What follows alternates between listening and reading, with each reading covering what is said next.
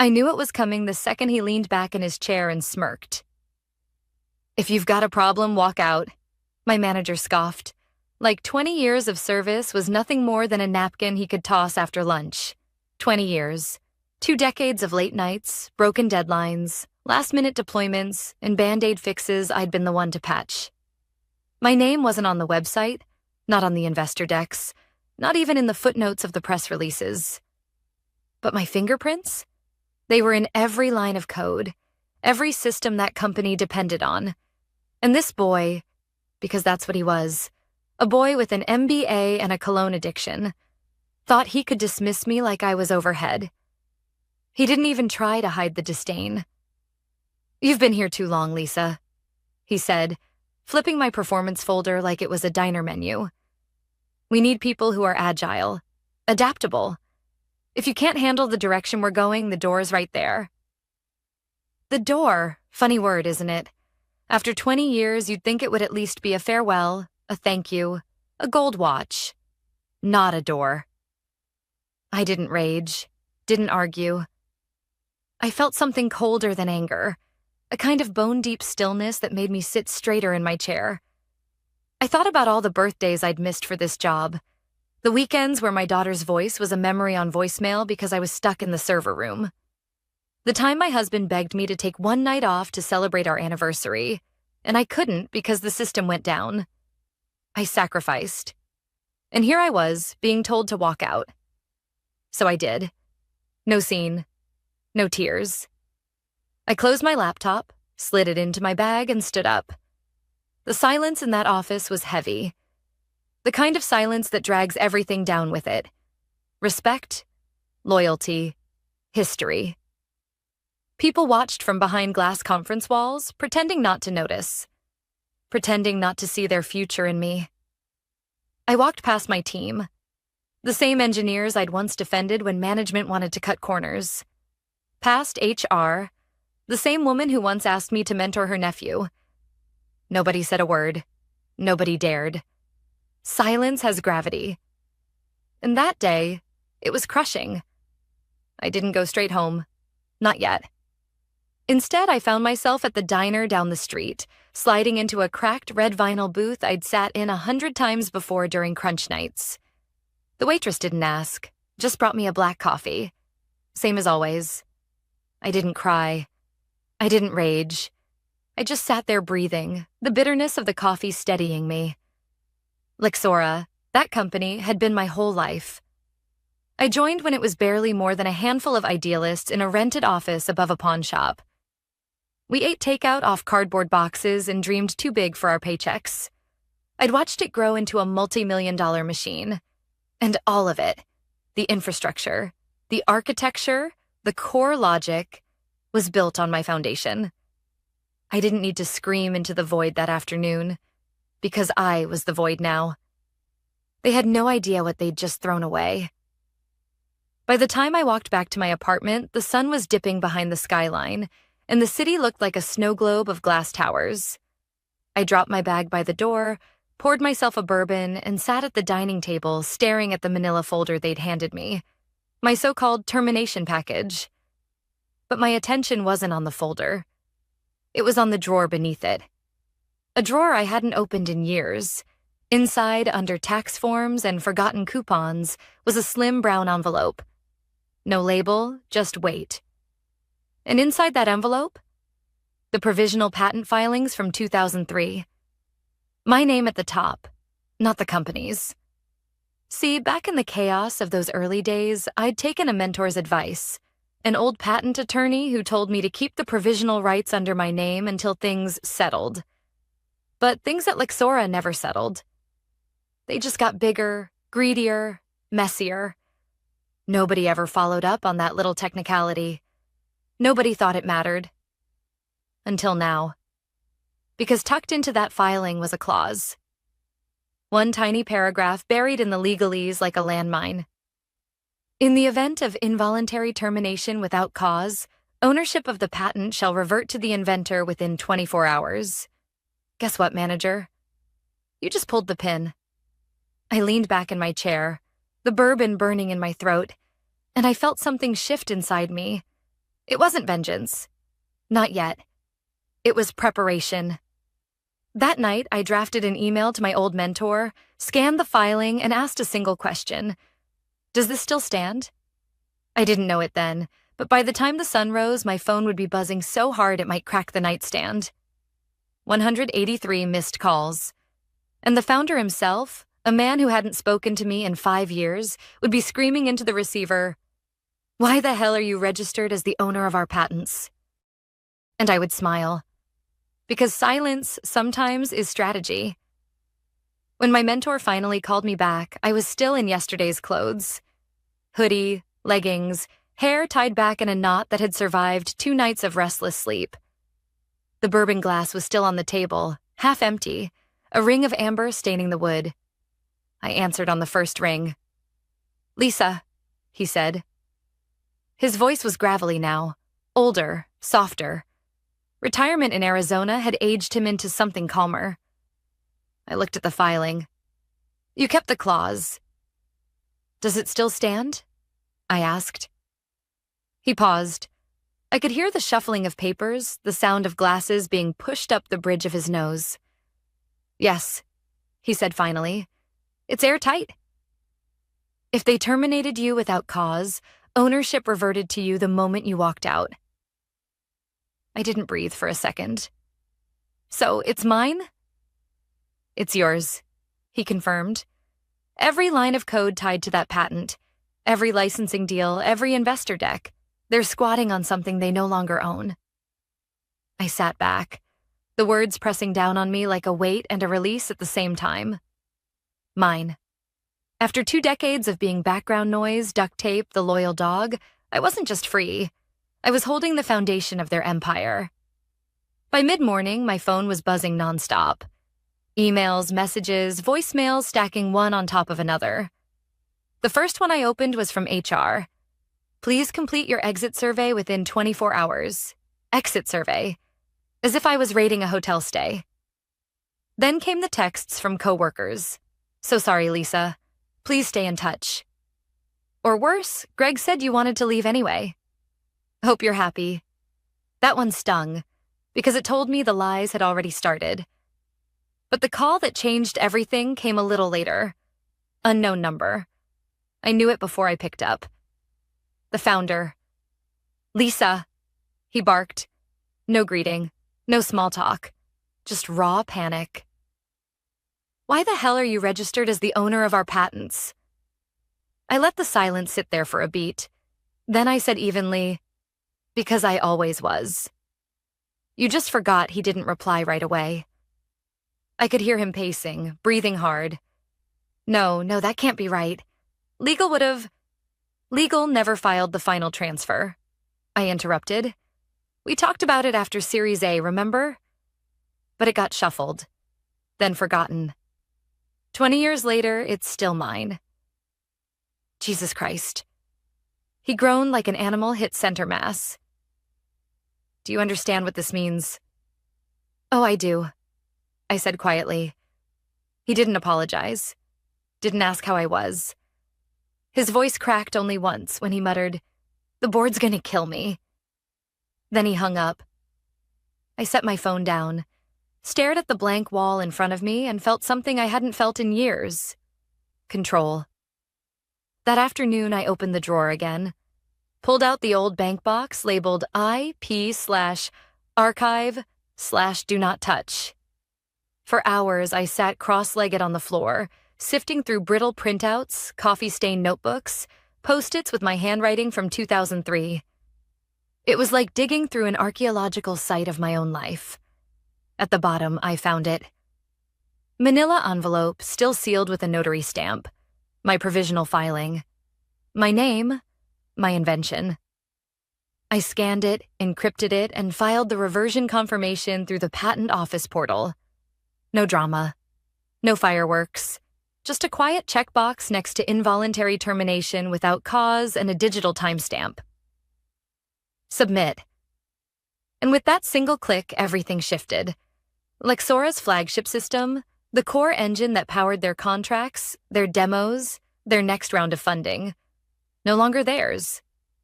It was mine. I didn't dance, didn't cheer. I just leaned back, my cat jumping into my lap like she understood the gravity of what I'd done.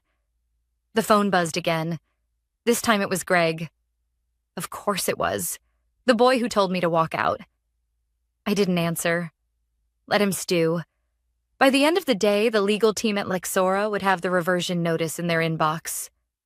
But here's the thing about companies like that. Legal only checks what executives tell them to check. And executives?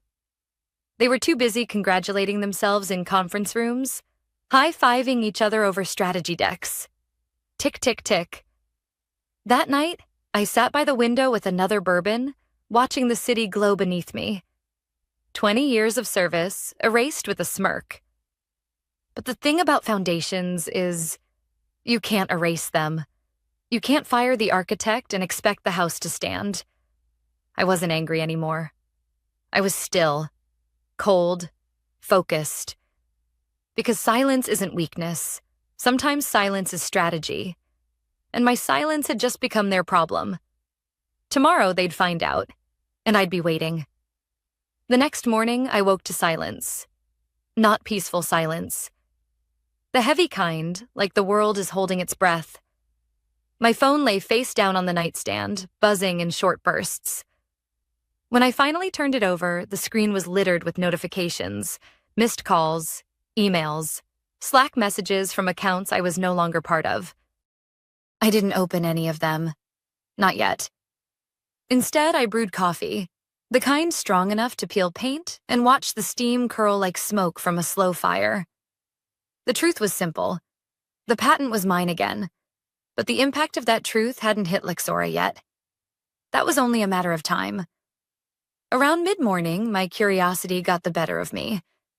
I logged into the public patent database. There it was, plain as day. Owner, Lisa M. Carter. Effective date. Yesterday. My heart gave a steady, deliberate thump. Not excitement, not nerves, just confirmation. By the time I checked my email, one stood out. Forwarded from a friend still inside Lexora. Subject line, possible issue. It had been written by a junior intern in legal, the kind of over-eager kid who wears pressed shirts on casual Fridays. He'd been tasked with monitoring competitor filings. Instead, he typed in our own numbers. And there I was. I could almost picture the moment. His mouth going dry, the highlighter freezing mid-swipe. Probably refreshing the page 3 times, praying it was a glitch. But it wasn't. He flagged it to his supervisor. The supervisor flagged it to the general counsel. And from there, panic started to seep through the cracks. By early afternoon, legal had circulated a memo. Another friend forwarded it to me. Half terrified, half amused. The last line said it all.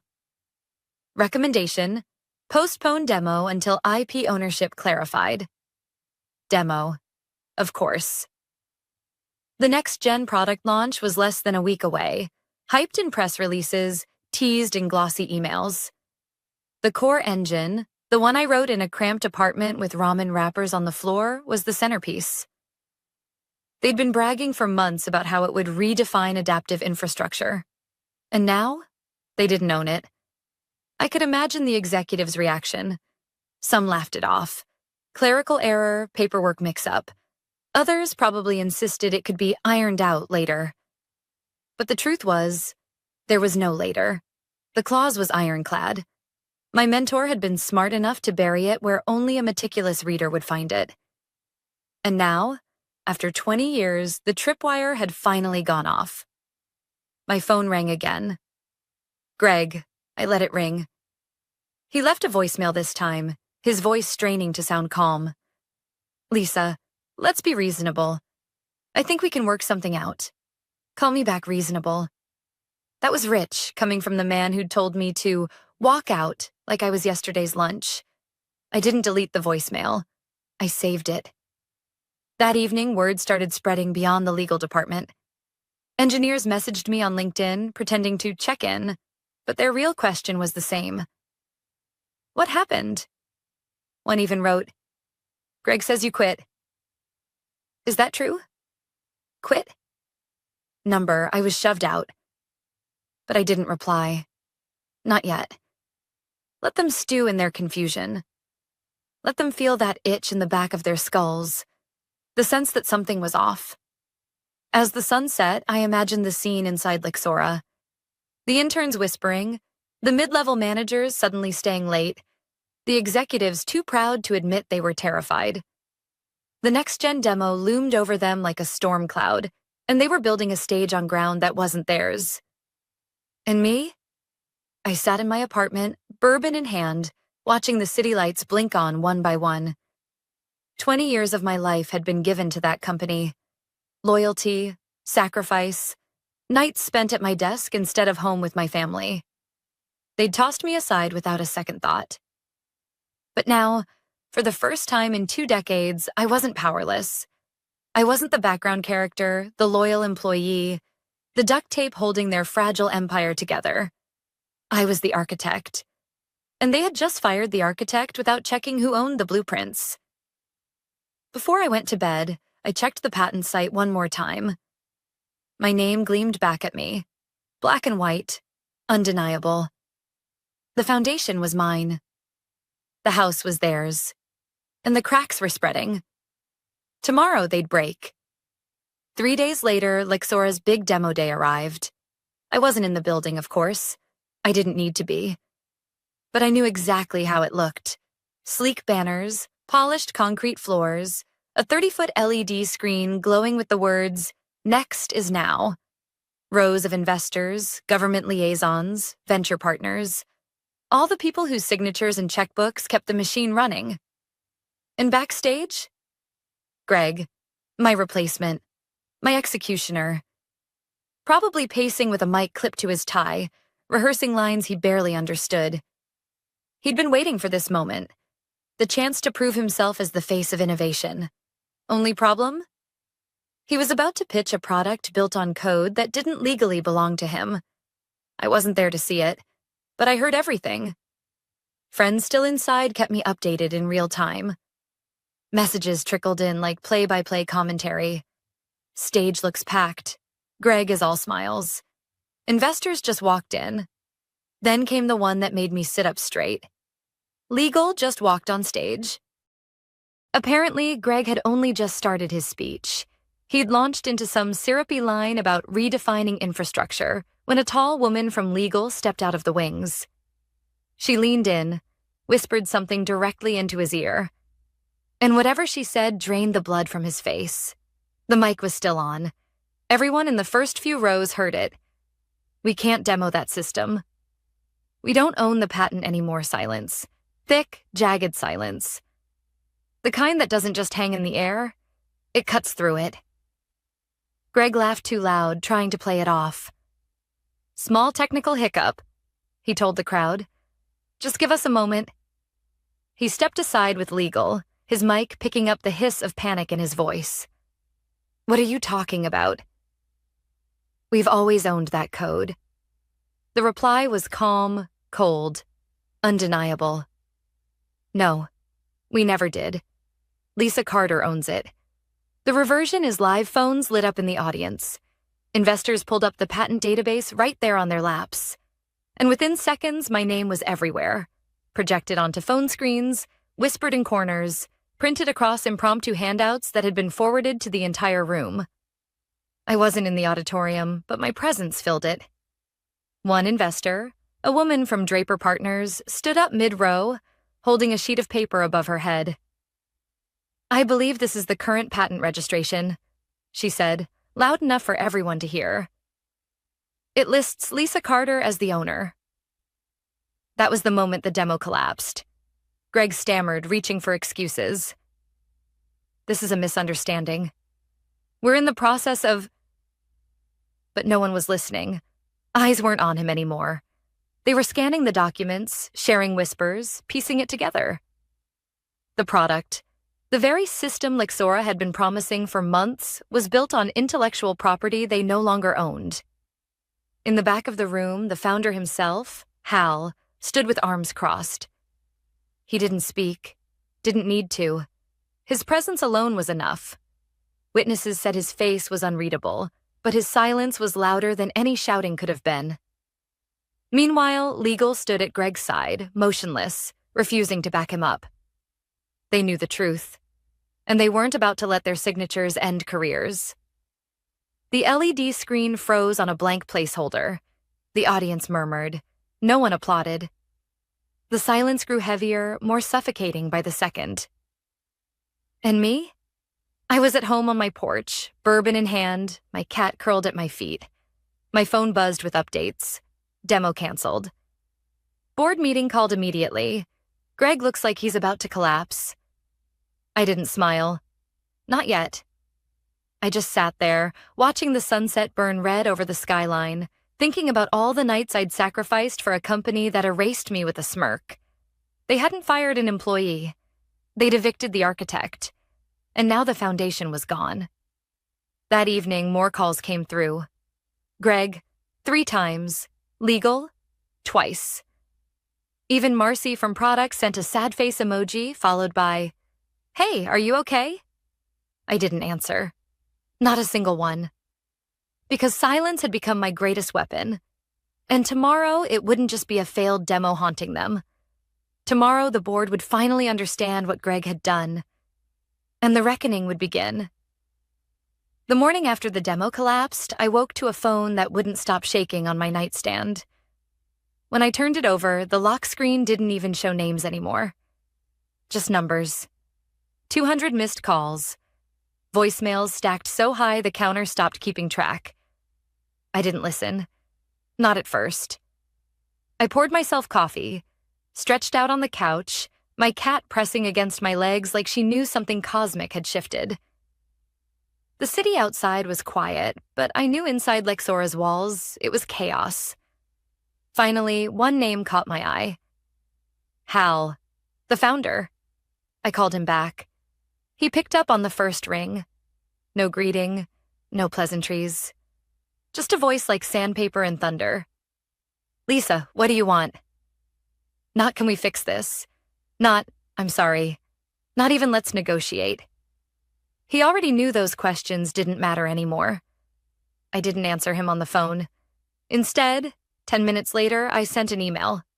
Subject line: terms. The body was short, sharp, surgical. No legal jargon, no filler. Full buyout rights for Lexora Systems to Relicant's patent number 79864322. An 8-figure royalty agreement, retroactive to the date of termination. A seat on the board with voting privileges. Non-negotiable. I ended it with a single sentence. This is not revenge. This is realignment. I hit send. No signature. No warmth, just truth. For hours, there was silence. The kind that settles into your bones, heavy and certain. I pictured them in that glass boardroom, papers spread across the table, investors demanding answers, lawyers whispering worst-case scenarios. And then came the reply.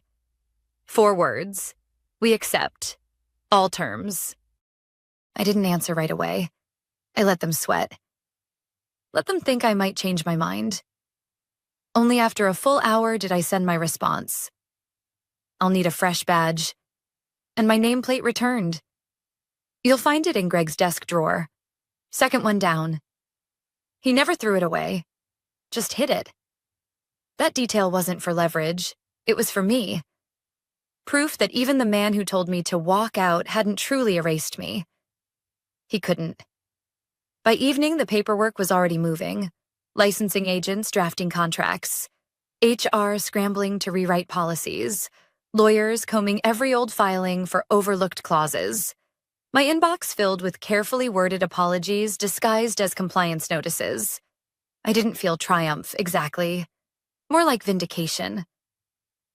After 20 years of loyalty, of sacrifice, of being the silent backbone of their empire, I was finally recognized.